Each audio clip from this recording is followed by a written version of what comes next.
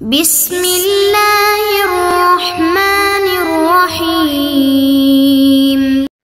اعوذ باللہ من الشیطان الرجیم، بسم اللہ الرحمن الرحیم وبہ نستعین۔ لمعہ چہارم میں ہماری گفتگو کتاب النکاح میں بھی چلتے چلتے ہوئے ہماری گفتگو پہنچی ہے فصل خامس میں۔ تو فصل خامس کا ہم عنوان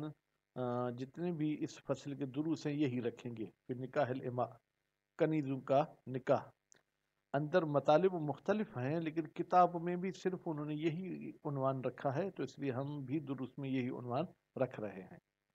پچھلے درس میں ہم نے یہ پڑھا تھا کہ عبد اور کنیز اگر نکاح کرنا چاہیں تو مولا کی اذن ضروری ہے۔ بغیر اذن کے نکاح کیا تھا تو اجازت کی صورت میں مختلف اقوال ہو گئے، بعض نے کہا کہ اس کا نکاح صحیح ہے، بعض نے کہا صحیح نہیں۔ پھر یہ بحث چلی کہ اگر اس کنیز اور عبد کو اولاد ہوئی ہے تو اولاد کس کی ہوگی۔ آج پھر فرما رہے ہیں کہ کنیز کسی اور کی تھی، عبد کسی اور کا تھا، ان دونوں آقاؤں میں سے ایک اجازت دیتا ہے نکاح کی، دوسرا نہیں دیتا، تو یہ بچہ اذن احدہما خاصہ، اگر ایک صرف اجازت دیتا ہے اور دوسرا نہیں دیتا، کیونکہ خاصہ کے قید کا مطلب ہی یہی ہے کہ ایک نے اجازت دی، فَالْوَلَدُ لِمَنْ لَمْ يَأْذَنْ، تو ان کا بچہ اسی بندے کا ہوگا جو اذن نہیں دے رہا، سواء کان مولا الاب ام مولا الام، چاہے اجازت نہ دینے والا باپ کا مولا ہو چاہے وہ ماں کا مولا ہو۔ وَأُلِّلَ، اور اس کی علت بھی بیان کی گئی ہے مع نس کے ساتھ، یعنی علت بھی بیان کی گئی ہے کہ بھائی جس نے اذن دی گویا کہ اس نے اپنی چیز کو خود ضائع کیا ہے، جس نے اذن نہیں دی تو اس کے پھر وہ حصہ کیوں ضائع ہو، مع نس، اور ساتھ میں نس بھی موجود ہے۔ وہ کیا ہے؟ بِأَنَّ الْآذِنَ، بتحقیق اذن دینے والا، قد اقدم، اس نے اقدام کیا ہے۔ یہاں کتاب میں اگرچہ اذن لکھا ہے لیکن اذن نہیں پڑھیں گے، اس کو اس میں فاعل کا صیغہ کر کے پڑھیں گے، فَإِنَّ الْآذِنَ، بتحقیق اذن دینے والے نے، قد اقدم، خود قدم اٹھایا ہے، علی فوات الولد منہ، کہ بچہ اس پر فوت ہو جائے، یعنی وہ بچے کا مالک نہیں بنے گا۔ فَإِنَّهُ قد يتزوج، فَإِنَّهُ، بتحقیق شان یہ ہے، قد يتزوج، کبھی کبھی کوئی ایسا بندہ بھی شادی کرتا ہے، ٹھیک ہے، یا یوں کہیں یہ عبد شادی کرتا ہے یا کنیز شادی کرتے، بمن لیس برقن، اس کے ساتھ جو کسی کا عبد نہیں ہے، فَيَنْعَقِدُ الْوَلَدُ حُرًّا، تو نتیجے میں وہ جو بچہ پیدا ہوگا، یعنی ماں باپ میں سے ایک آزاد ہے اور ایک جو ہے مملوک ہے، تو وہ بچہ آزاد پیدا ہوگا، بخلاف من لم یأذن، بخلاف اس بندے کے جو اذن نہیں دیتا، فَيَكُونُ الْوَلَدُ لَهُ خاصہ، تو یہ بچہ صرف اور صرف اس کا ہوگا۔ وَيُشْكَلُ الْفَرْقِ، کہتے ہیں یہ جو آپ نے فرق کیا کون سا، کہ اذن والے کا بچہ نہیں ہوگا اور اذن نہ دینے والے کا بچہ ہوگا، فیما لو انحصر اذن الآذن فی وطء المملوکہ، کہتے ہیں بھائی کبھی کبھی اذن دینے والا بھی صرف وطی کی اذن دیتا ہے، بچے ضائع ہونے کی اذن نہیں دیتا ہے، تو پھر کیسے ہوگا؟ لو انحصر، اگر منحصر ہو اذن الآذن، اجازت دینے والے کی اذن، فی وطء المملوکہ، صرف وطی کی اجازت دی ہے، فإنہ، بتحقیق یہ آذن، لم یضیع الولد، اس نے بچے کو ضائع نہیں کیا، یعنی اس نے بچے کو اپنی ملکیت سے نہیں نکالا، ہین اذن، جب صرف وطی کی اذن دی ہے۔ وَيُشْكَلُ الْحُكْمُ، اور یہ حکم کرنا مشکل ہے، کون سا، کہ آپ نے کہا کہ بچہ اس کے ساتھ مخصوص ہوگا جو اذن نہیں دیتا ہے، فیما لو اشترک احدہما بین اثنین، اگر اس عبد اور کنیز میں سے کوئی ایک ایسا ہو جو ایک مالک کا نہ ہو، دو مالک کا ہو، فَأَذِنَ مَوْلَى الْمُخْتَص، پھر اجازت دیتا ہے وہ مولا جو کسی ایک کا ہوتا ہے، واحد وعہد المشترکین، اور دوسرا جو مملوک دو بندوں کا ہے ان میں سے ایک اجازت دیتا ہے، دون الآخر، دوسرا اجازت نہیں دیتا ہے، او تعدد مولا کل منہما، یا عبد کے بھی مولا چند ہیں، کنیز کے بھی مولا چند ہیں، فإنہ، بتحقیق یہ تعدد والی صورت، خارج عن موضع النص والفتویٰ، یہ نص اور فتویٰ دونوں سے خارج ہے. کیوں؟ نص اور فتویٰ میں یہ تھا کہ عبد کا ایک مالک ہے، کنیز کا کوئی دوسرا مالک ہے. فیحتمل کونہ کذالک، پھر احتمال ہے کہ کونہ جناب یہ جو آپ نے فرض بتائے یہ بھی ایسے ہی ہو، یعنی اجازت دینے والے کا بچے میں حصہ نہیں ہوگا، نہ دینے والے کا حصہ ہوگا. فیختص الولد، تو یہ بچہ مخصوص ہو جائے گا بمن، اس بندے کے ساتھ لم یأذن، جو اذن نہیں دے رہا. اتحد ام تعدد، اجازت نہ دینے والا ایک ہو یا وہ جو ہے کیا ہو متعدد ہو. وہ اشتراکہ بین الجمیع علی الاصل، اور ہم کہیں گے یہ بچہ مشترک ہوگا تمام مالکوں کے درمیان علی الاصل، اصل کے مطابق. وہ اصل کیا ہے کہ بھائی وہ اس بچے کے ماں باپ کے مالک ہیں. کہاں پر؟ جناب ہم کہیں گے حیث لا نص، جب نص موجود نہ ہو. احد المولین، اگر دو مولاؤں میں سے ایک شرط کرے کس کی؟ جناب انفراد دہو،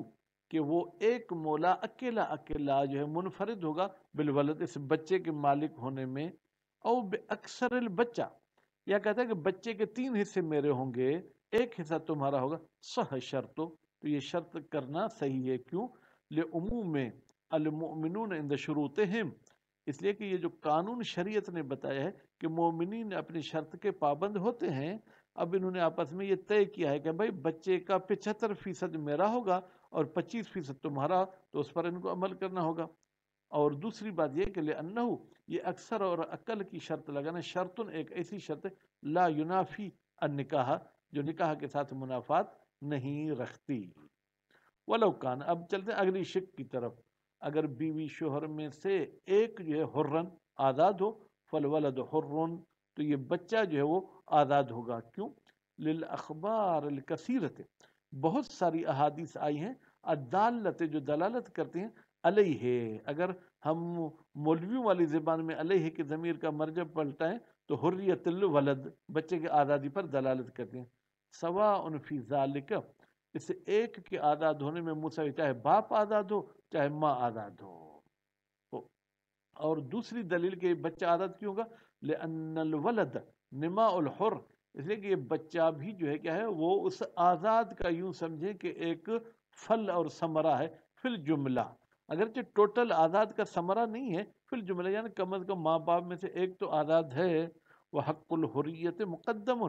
اور آزاد ہونے کا حق مقدم ہوتا ہے کس پر؟ رقیت پر. لأن الحریت اقوی، اس لیے کہ حریت جو ہے کیا وہ زیادہ قوی ہوتی ہے رقیت سے. ولہذا اسی اقوی ہونے کی وجہ سے بنی العتق علی التغلیب، بندوں کے آزادی کو جو ہے کیا ہے تغلیب پر رکھا گیا ہے. تغلیب پر رکھا گیا ہے کا مطلب کیا ہے؟ یعنی اس میں یہ کہ چھوٹے چھوٹے بھی جو ہے کیا ہے مسئلوں پر ہم کہتے ہیں کہ یہ بندہ جو ہے کہ آزاد ہونا چاہیے. وسرایا، اور ہم کہتے ہیں کہ آزادی سرایت کرتی ہے، یعنی اگر ایک عبد کا کچھ حصہ آزاد ہو گیا تو پھر دوسرا کچھ بھی آزاد ہو گیا، باقی کچھ حصہ عبد رہتا ہے، تو مولا کو مجبور کریں گے کہ اس کو آزاد کرو، یا اس کے جو ہے کچھ پیسے لے لو اور آزاد کرو. وقولو ابن الجنید، یہ مبتدا ہے، اس کی خبر ضعیف ہوگی. ابن جنید صاحب کا ایک قول ہے کیا؟ بأنہو لسید المملوک، کہ یہ بچہ جو ایک آزاد اور ایک عبد سے پیدا ہوا ہے یہ مملوک کے آقا کا ہوگا. منہما، ان بیوی شوہروں میں سے جو بھی مملوک ہے، ٹھیک ہے، اس کے آقا کا یہ بچہ ہوگا. الا مع اشتراط حریت ہی، مگر یہ کہ نکاح کے وقت شرط لگائی جائے کہ یہ بچہ آزاد ہوگا. کیوں؟ تغلیباً لحق الآدمی، بھائی مملوک کا حق، مملوک کے سید آقا کا حق یہ ہے کہ یہ بچہ اس کا ہو، اور آزاد ہونا یہ اللہ کا حق ہے. فرماتے ہیں غلبہ دیں گے آدمی کے حق کو، یعنی رقیت کو الحق اللہ، یعنی حریت پر. ٹھیک ہے. ضعیف، کہتے ہیں یہ ابن جنید صاحب کا قول جو ہے کیا ہے ضعیف ہے. ولو شرط مولا رق منہما رقیت ہو، اچھا ایک آزاد کا نکاح ہو رہا ہے اور ایک بندے کا نکاح ہو رہا ہے. جو بندے کا مولا ہے وہ شرط کرتا ہے رقیت ہو کہ بچہ رق بنے گا، جائز، تو یہ شرط جائز ہے. وصار رقن، اور وہ بچہ جو ہے رق یعنی عبد ہو جائے گا. علی قول مشہور بین الاصحاب، یہ جو ہے قول مشہور اصحاب کے درمیان، لیکن ضعیف المأخذ، جناب اس کی جو ہے کیا ہے وہ دلیل ضعیف ہے، لأنہو اس لیے کہ اس کا جو ماخذ ہے روایت مقطوعۃ، وہ روایت مقطوعہ ہے، یعنی اس کا سلسلہ روات کٹا ہوا ہے، دلالت کرتی ہے علی ان ولد الحر من مملوکت، کہ بھائی آزاد انسان کا بچہ جو کنیز سے پیدا ہو، مملوکن وہ بچہ بھی ملکیت میں ہوگا، یعنی وہ بھی عبد ہوگا، وہ آزاد نہیں ہوگا، وہ حملوہا، اور علماء نے اس روایت کو حمل کیا ہے علامہ اس صورت پر اذا شرط المولا ارکیت، جب مولا شرط کرتا ہے کہ یہ بھائی میرا عبد ہوگا، ومثل هذه روایت، اس قسم کی روایت جو کہ ضعیف ہے، جو کہ مقطوعہ ہے، لا تصلح صلاحیت نہیں رکھتی کس کی، مؤسسۃ لہذا الحکم، کہ وہ بنانے والی ہو، ایجاد کرنے والی ہو اس حکم کی، کون سی، کہ آزاد کا بچہ عبد ہوگا، المخالف للاصل، یہ حکم تو اصل کے خلاف ہے، اصل یہ ہے کہ بچہ آزاد ہونا چاہیے، فإن الولد اذا كان مع الاطلاق ينعقد حرا، بے تحقیق یہ بچہ جب اطلاق کی صورت میں یعنی نکاح میں کوئی شرط آزادی اور عبدیت کی نہ رکھی گئی ہو تو یہ آزاد ہوگا، فلا تأثیر فی رقیت ہی، تو پھر کوئی اثر نہیں ہے بچے کے رق ہونے میں، لشرط اس مولا کی شرط کا، کیوں، لأنہو لیس ملکن لأبیہ، اس لیے کہ یہ بچہ اپنے باپ کی ملکیت تھوڑی ہے، حتی یؤثر شرط الباپ، کہ باپ کی شرط بھی اثر کرے، کما لا یصح اشتراط رقیت من ولد حرا، جس طریقے سے صحیح نہیں ہے کہ کسی آزاد انسان کو ہم کہیں کہ تمہارا بچہ جب پیدا ہوگا تو اس کو عبد بنانا، کیوں، اس لیے کہ بھائی یہ بچہ جو ہے کیا ہے، آزاد ہے، سیما خاص طور پر مع ورود الاخبار الکثیرت، بہت ساری احادیث آئی ہیں بحریت من عہد ابویہ حر، احادیث کیا کہتی ہے، آزاد ہے من وہ بچہ، عہد ابویہ حر، جس کا ایک بچہ آزاد، جس کا ماں باپ میں سے ایک آزاد ہے تو وہ بچہ بھی آزاد ہوگا، وفی بعضها لا یملک